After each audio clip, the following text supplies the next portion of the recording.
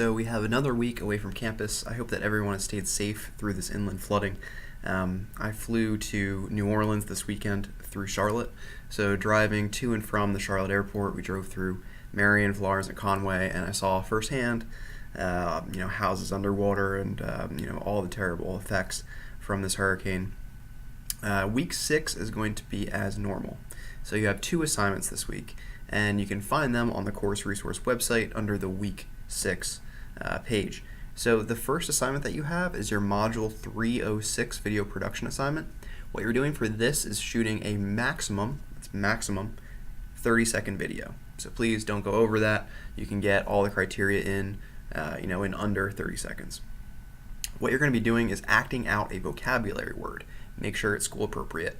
And this video can either be shot by you or shot by a friend or family member, and you can be acting it out, or the other way around. So you don't actually have to be on screen, but it has to be video that's original, that either your friend or family member shot or you shot, acting out this word. So get people involved, get your roommate involved with you, family if you're all cooped up with them, little brother, sister, get them to help you out.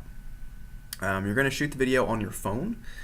Make sure when you're shooting your video on your phone, you're holding it this way, because you don't want it to look like a World Star video, shot up and down where there's the big kind of strips on the side. Make sure you're shooting it horizontally the way that people see. And then what you shouldn't do is email yourself the video clips. If you do that, it's going to severely kind of crunch down the size of the file. And then the video, images themselves are going to become pixelated and look, just really bad. So what you're going to do is you're going to grab, the charging cable for your phone.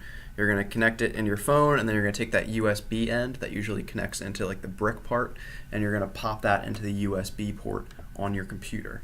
And then once you do that, you can see in the tutorial videos that I have up there under the 306 project, you can just open up your phone on your computer, and then you're going to drag the video clips from your camera roll that are on your phone onto your computer, and then you can edit those from there exactly how I have it laid out in the WeVideo tutorial.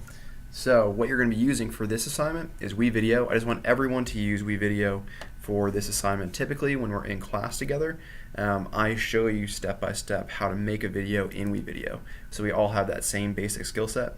Since we're separated this week, it's going to be a little bit different, but I still want everyone to have that same basic skill set with video editing on WeVideo. So please just watch that video that I prepared for you on WeVideo on how to do this project. The only difference is going to be that you're going to be, uploading your own, original video clips, and then cutting those, adding the transitions and effects, sequencing them, and exporting it. Let's see, other things that I need you to be aware of. Tutorials on there on WeVideo, how to do this project. Make sure that you have at least 3 shots and a maximum of 5 shots. So minimum 3, maximum 5. By different shots, I mean like your video shouldn't be one continuous take, where you're like walking around filming, the flood or whatever. It should be at least 3 different distinct shots. So maybe if, let's say, I'm driving a car, there's one shot that's straight on, I'm driving toward the camera. There might be a second shot that's, in the car with me, filming me driving, and then maybe there's a shot of me driving away, from behind. So 3 different angles, 3 different actions, 3 different shots. You have to have at least 3. Other things, make sure that you just take a look at the PowerPoint for the Unit 6 video. Not the Unit 6 video, sorry, getting ahead of myself. The Module 306 video. Make sure that you have all the criteria that are in there. It's on the last page of the PowerPoint. So if you go to page 11, it's got all the different criteria. So you need to have a title slide at both the beginning and the end of your video that displays both the word and definition. So, if your word is cat, you're going to have the word cat, the definition of what a cat is at the beginning, and then also at the very end, word and definition. That's one thing that students kind of year in and year out forget. You have to have at least one video clip, one video effect applied to any clip. You have to have at least one transition between clips. You'll see how to do all of that in the WeVideo tutorial that I have online for you. You have to put in background music. So on WeVideo, it's got a bunch of kind of like canned songs that you can put in the background, or if you have a song in your iTunes, a song on your computer, you can upload that, and then you can put that in behind your actual video. You don't have to have like dialogue in your video. It can pretty much just be silent, with the music behind it. Your edited runtime, once again, has to be less than 30 seconds. You can get all of this in like 10 seconds. And it's just for grading. I want it to be quick. And then since we're not all together and I can't show you how to use WeVideo, for this homework assignment, just submit to me the share link that WeVideo gives you after you finalize your video clip. So don't download the video and then upload it to Moodle. All you're going to do is get the share link from WeVideo at the very end when you finalize it. You're going to paste that in a Word document, and then you're going to upload that into Moodle for me to grade. Okay, so that is pretty much all you need to know about the first homework assignment that's due this week. So the second homework assignment that you have due this week is your digital storytelling project idea. And once again, it's just the idea that's due. You don't have to make your digital storytelling project yet. So your digital storytelling project is your Unit 6 mastery assignment that's due at the very end of the year. But since you have to kind of plan this out in advance, you have to figure out what your different shots are going to be, what your whole storyline or what you're trying to communicate is going to be. You have to set up interviews with people. You have to have the editing time and everything. So it's a long process. So that's why we're starting it now. We want you to start to think about it now. So toward the end of the semester, when you actually have to shoot and edit this, you're prepared and you've done all the legwork. So for this, take a look at the PowerPoint materials that I have toward the bottom of week 6. You'll see there's a new section there. It says Unit 6 Mastery Part 1 Digital Storytelling Project Idea. Once again, this is only the idea that's due. You don't shoot the entire video. Like every year I have at least one kid who doesn't read, and they try and shoot their entire digital storytelling project in a weekend when you have like the next 8 weeks to do that. So don't be one of those people. Make sure that you go through the PowerPoint. It's got everything that you need to know in it. So I'm just going to kind of click through the PowerPoint on my other screen here and just kind of give you like the highlights. Digital storytelling can be used kind of as a hook as a teacher. It can also be a way for you to integrate your own kind of like personalized multimedia to teach a lesson. Maybe make a fun video for how the students can remember the first 10 presidents. Really whatever. But in our purposes, we're going to make digital storytelling videos about something that's important to you.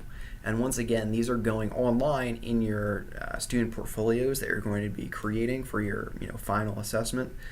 So the best student videos that I've seen are ones that showcase those students in a positive light, right? Because this portfolio is going to be available for the whole internet to see, and you want to promote yourself. So do things that are like teaching-centric volunteer experiences that you've had. There are a lot of really good videos available on the Unit 6 page on the course resource website. I have a bunch of student examples there, and most of those are volunteer experiences because it makes those students look good. In this video, you're going to be incorporating audio, video, images, all this stuff together in order to communicate some story about yourself, about something that you've done or interacted with. But remember, over 50% of the final images and video that you use in your Unit 6 video have to be originally shot by you. You can't just get them from YouTube and then cut them up, sequence them. Over 50% has to be original stuff that you shot. So there are a whole bunch of different kind of categories of stories that you can do. You can do character stories, so people inspire us, heroes, memorial stories, biographical stories, historical stories, stories about different events that you might have participated in, stories about places, stories about what we do, jobs, volunteering, hobbies, recovery stories, discovery stories, that kind of thing. But I want you to consider kind of 3 main things while you're thinking of your idea. What makes your story different? What makes your story important? And then what makes your story interesting? Okay, I've seen a million different I Love My Big sorority videos.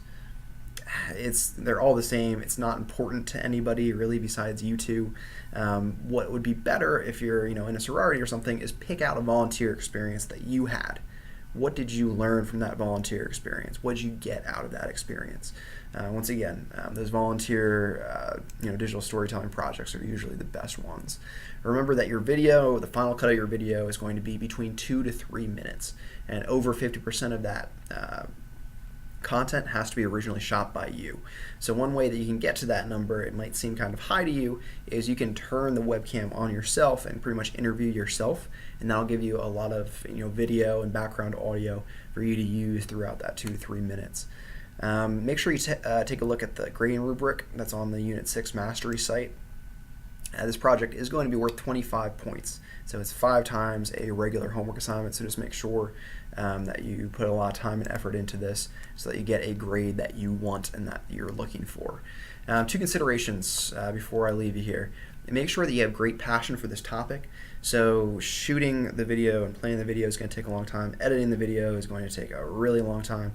So if you really, really hate ferrets, don't do your video on ferrets. It should be something that you're intrigued, you're interested in sitting down and dedicating a lot of time to as a project. Also consider the resources that are available to you. So always estimate the kind of materials that are needed. So like, it's going to be really difficult if you want to make a video on the moon and you can't really get to the moon, and shoot video there. So just consider what is logical, what is efficient, what you can actually, get your hands on, and people you can interview, that kind of thing, so that you can fill that amount of time. All you're going to do is write me 100 to 150 words in a Word document, just a simple paragraph about what you're considering doing for your Unit 6 digital storytelling project, and then submit that to Moodle. Okay? I think that's all the information that you need for this week in order to be successful. Once again, if you have any questions about anything, just check out that Unit 6 link on the course resource website. I've got the most videos and resources for this week than I do for any other week. So just take a look. If you have any questions about anything, let me know. Make sure you take a look at all those resources. Let me know if you have any questions.